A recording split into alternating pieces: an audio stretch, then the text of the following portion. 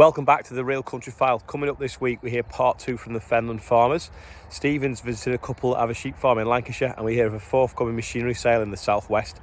Anyway, over to Fenland farmers. But the weather's pushing us back a little bit, and I'm sure it's pushing quite a few people back, not just us around in the east of England. I'm sure everybody across the country is really struggling and getting pushed back with their drilling dates, which is a bit of a worry. As you can see, we've got our potato field here that needs pulling around some more before the weeds have started to take hold now, and it's getting to the point where I might have to round up it to get them to die off. So where it would normally be a seed bed by now, it's a long way from that now. It's another 10 days away from being a seed bed. So we're getting pushed back with the weather. I've still got muck to spread on the field, subsoil it.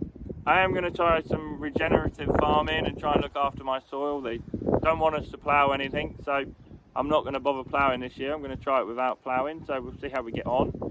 I think the consequences of doing that may be more weed pressure in my potatoes and in my sugar beet. So hopefully we'll combat that with some of the chemicals we've got still left in our arsenal. So on to the next issue we're facing in the sugar beet game is the yellow virus problem we have in the sugar beet.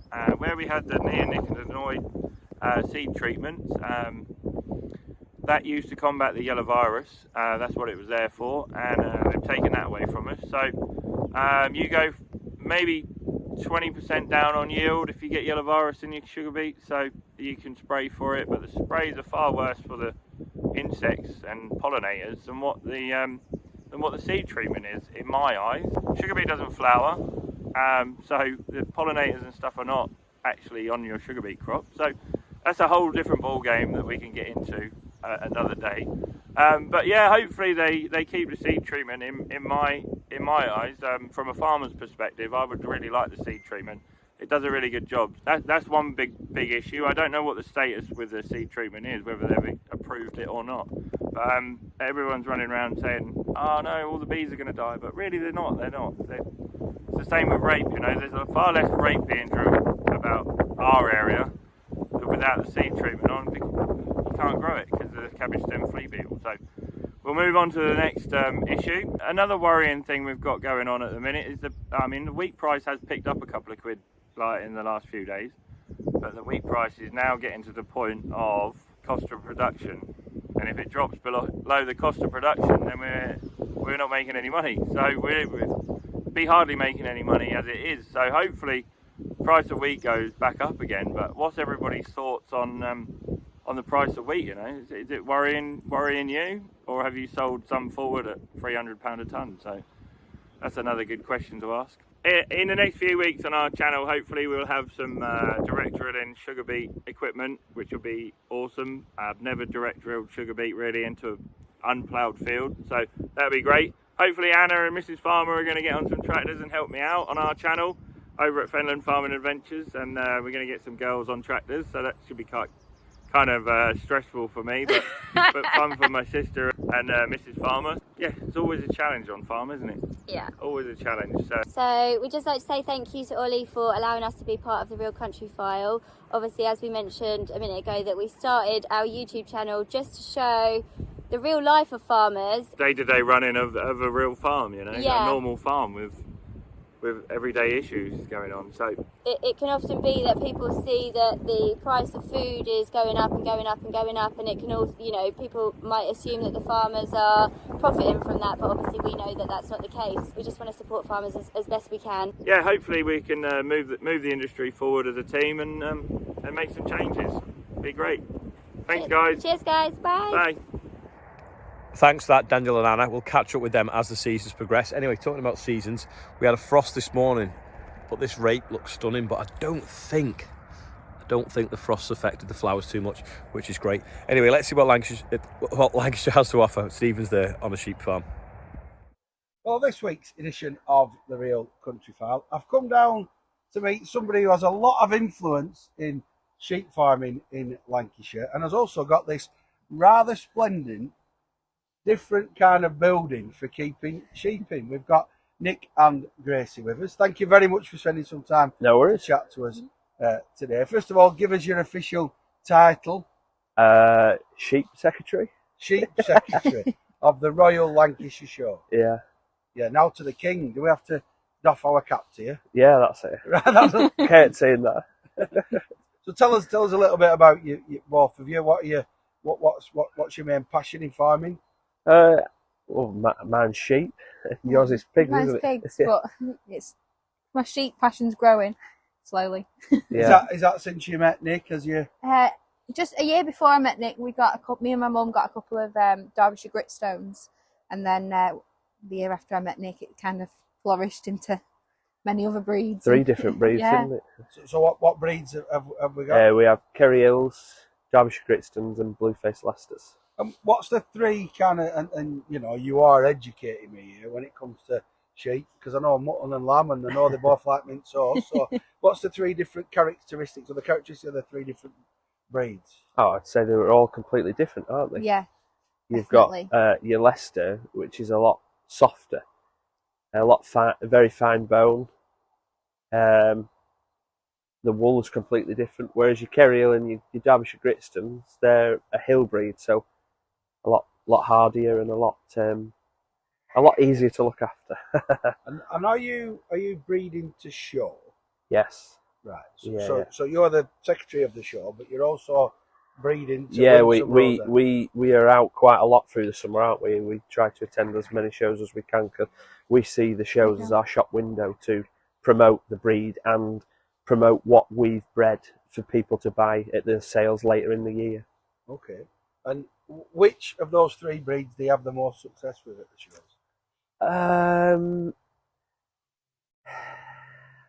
I'd say the Gritstones we did really well. I Last year, think we have 2 or 3 champions with the Tup, and then we had a championship with the Kerrys last year. But we're always, you know, Last year was our first proper year. yeah, last year was wasn't the it? first proper year Right. showing together. So And you had a rather special Lancashire show, didn't you? yeah. Because there wasn't just you didn't just win a rosette that show. No, I won a fiancée as well. Very nice. So you proposed at the Yes, She show. did. yeah, that's it. And it was the talk of the show when we were going round. Everybody was saying, "Have you heard? You must go see Nick and Gracie," which was lovely, I thought. Yeah, Yeah, and because it's like a family, each of the shows like a family, aren't they? And definitely. kind of everybody knows everybody. Well, that's the reason why I did it there, because that's where I met Grace. It was at the Okay. Royal Lancs, through Grace and her mum getting involved with the pigs and me getting involved with the sheep. That's how we met, weren't it? Yeah, And I met your mum, Grace. Really loves her pigs, doesn't she? she does for the Berkshire Pig Club, so she's So she's just as busy as you two, out and around all the time. Yeah. with the breed. yeah, definitely. Yeah, So you've still got some pigs on the farm. How's the pig market at the minute? It's dropped a lot. We don't sell at markets or anything. We sell a lot privately now. We used to sell suckling pigs, but when COVID hit, a lot of the restaurants shut, so the suckling trade went down. So lately we've been selling it privately, haven't we? Yeah, And yeah. doing quite well with it. You sold 20 to one chap, didn't you? Yeah. Right, okay. He So was- you've got to build up those connections, I Yeah. guess. We've Yeah. got a couple of butchers from York, Leeds, that kind of way, Right. that will come and collect, which is good to have Yeah, that them direct outlets. link, Yeah. Yeah, I'm really interested in this polytunnel. yeah, Earlier on this year, I went to visit a farmer who was put up slightly larger, but he had beef stock in his polytunnel, and I've not seen it really utilised in that way before. But No, I've what a never seen that. fantastic building this is! For offering protection at lambing time. Yeah, Definitely. it's a lot better than last year. Last year we was lambing in 2 stables, so it's size difference is completely different altogether. It just gives us peace of mind, where last year we was lambing and having to turn ewes and lambs out very quickly because we didn't have the space, whereas this year you can see, you know, we're not rushing anything out. We're wanting to make sure everything's strong and the weather's right. You know, we don't want to start turning stuff out and it go backwards because the weather's not so clever. And you're on a small holding. You're not on a massive farm with hundreds of acres. No. No. You're on a small holding. So actually, this gives you more scope to Yeah. increase Yeah, what you're doing. Yeah, and, yeah. and plan a bit more for the future. yeah, that's Yeah. it. Yeah, definitely. Not only up numbers, but, you know, like your mum does Junior Pig Club, so she can offer like weekend pig courses and stuff like that in here, you know, through the summer. Yeah, when the sheep are out. Yeah. Somewhere. I like that idea. Yeah, that's good. That utilising the building. Grace, how easy has it been to put up? Has it been a challenge or? I tell you, blood, sweat and tears have gone into it. A lot of arguing. Yeah. A lot of one of us walking away from the situation. But Well, it's that's here. good. It's up. Yeah. Well, that's good that, you know, there's no clash. Done now. Yeah, it's done. And rough cost then, if other people are thinking of doing something similar, you know, how much would we be looking at? I mean, we've never actually sat down and worked it out completely, but I would say in the £8,000 mark, and that's, we've probably done it the cheapest way we can. Although a lot of people probably wouldn't have done the wood. We've done the wood completely different to anybody, because you can put like a cheaper net inside on, but we wanted to do it right from the beginning, because we'd heard a lot of stories of the netted sides where they just go straight through it, the sheep, you know, and with having hill breeds, we didn't want that. But yeah, all in all, I bet, you know, because we've had to put 100 ton of hardcore down, 40 ton of pointings on that, you know, and I reckon about £8,000 it's And you cost. bought the frame second hand, there's Yeah, the frame. Yeah, We, you know, that's priced what. it up, didn't we? Yeah, that's. To get a brand new one, that was about 15 grand, Yeah, it would just have for the polytunnel, not for the groundwork, Right. for the wood. Yeah, So it's and like we've done all the work ourselves, so we've not had to pay for anybody to build it for us, you know. That's a lot of lamb and pork to be sold to pay whatever, Yeah. whichever price, isn't it? Yeah, definitely. And how much lamb do you sell? Well, I like, because we're a pedigree, we try to sell as many of the, you know, our best lambs to go on to pedigree flocks, and then, you know, whatever's don't meet the mark will go as lamb, and, you know, we're just we did a couple of meat boxes last year with pig and with pork and lamb in. yeah, and that people, went well. it really went well, you know, and a lot of people are asking for them again, so Excellent. it's something that we're hoping to go down where we can, you know. A lot of trust, isn't there, when people Yes. can meet the producer of the food and they've got that link. Yeah. Time and time again here on the Real Country Farm, we find that that's just a recipe for success. I'm hoping we can catch up with you a couple of times before the Royal Lancashire. Is that going to be all right? Definitely, yeah. Yeah. And is there anything in this shed that I should keep an eye out that might have a rosette? There might be. Hopefully. Yeah, there is a couple of lambs. couple of lambs that promising. we really like, and then there's a couple of shearlings as well that we're hoping for big things for.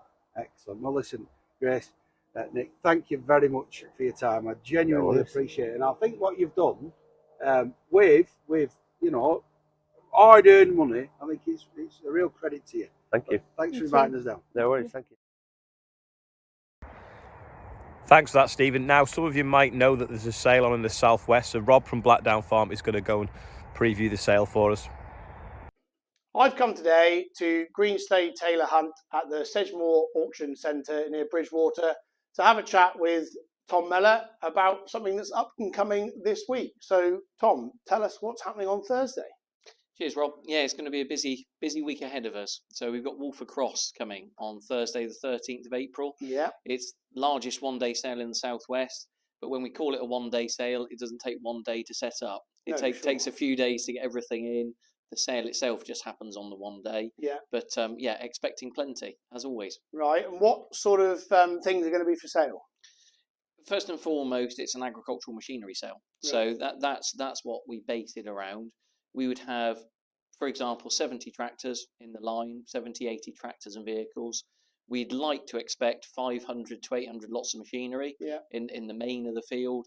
And then at the top of the field, we would get 2,500 lots of small items and miscellaneous items. That could be literally anything up there, to be honest. This is happening on Thursday. What time? Yep, so we start the smaller items at 9 o'clock. So that's at the top of the field. We then start another, so that's the non-VAT. The VAT section starts at 9:30. We've actually got a bit of a change to this year's Wolford. So we're starting the vehicles and machinery, and tractors at 10. Yeah.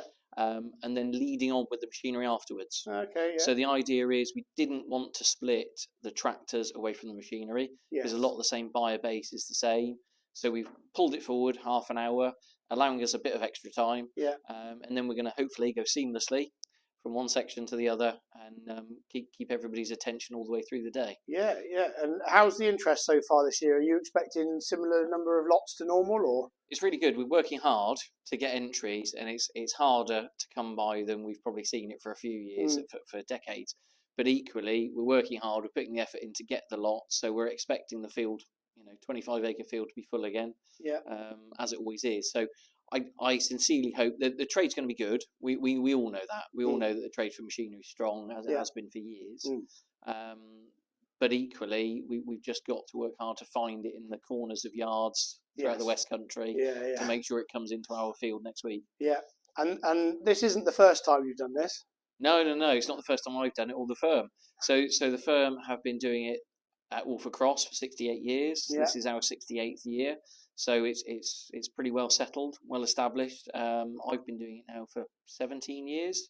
So yeah, we hopefully know how to conduct it, and we've honed the sale as the years have gone on. Yeah, well, thanks for telling us about that, Tom. So the Greenslade Taylor Wolford Cross Collective Machinery Sale is happening on Thursday, the 13th of April, at the Wolford Cross sales site, which is between Taunton and Bridgewater in Somerset. So if you fancy a bargain, pop along. You might just get one. Thanks, Rob. Now he's going to show us next week what the sale had to offer and what was sold, so we'll look forward to that. Anyway, that's about all for this week. It's gone on a little bit too long probably, but thanks for watching. Happy Easter everyone, and we'll see you all next week.